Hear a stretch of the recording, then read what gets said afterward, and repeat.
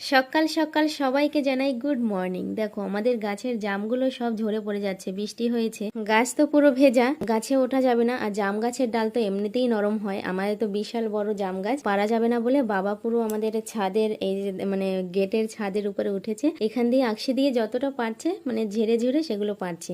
আর একটা টেকনিক কিন্তু এটা আমার শাশুড়ি করেছে, নিচে যাতে থেতলে না যায়, পুরে বালি না লাগে, তো সেই জন্য একটা মশারি পেতে দিয়েছে, টানিয়ে দিয়েছে। এটা প্রত্যেকদিন পেতে রাখে আর কি, রাতের বেলাও পরে। তো দেখো কত বড় বড় জাম পড়ছে, আর বুদ্ধিটা কিন্তু সেই করেছে, মশারির এক কোণে এতগুলো জাম এসে জড়ো হয়েছে। দেখো এতগুলো হয়েছে, আমি একা একা ভিডিও করছিলাম তো, মানে এক হাতে ফোন ছিল, ভালো করে দেখাতে পারিনি।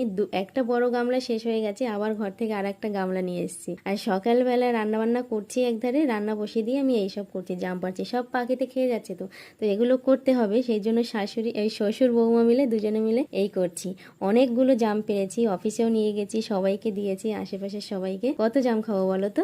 জাম খেয়ে খেয়ে তো অরুচি হয়ে গেছে। আর কালকে আমার শাশুড়ি মা জাম দিয়ে জামের জ্যাম বানিয়েছে, তো আমি বাড়িতে এসে খেয়ে দেখেছি, খেতে কিন্তু দারুণ টেস্টি হয়েছে। কিন্তু আমি ছিলাম না, কি করে বানিয়েছে জানি না, বলেছে রবিবার আর একদিন বানিয়ে দেবে। জাম পাড়া কমপ্লিট, মশারি টশারি সব গুটিয়ে দিয়েছি, দুজনে মিলে এখন জাম করাচ্ছি। নিচে পড়েছে, মশারির মধ্যে তো পড়েছে আর আশপাশ থেকে পড়েছে, 2 গামলা জাম হয়েছে। দেখ এত ভারী, আমি হাত দিয়ে তুলতে পারছি না, ছোট বড় সব পড়েছে, কারণ সব তো মানে বেছে বেছে পারা হয়নি না, সব ঝেড়ে পেরেছে।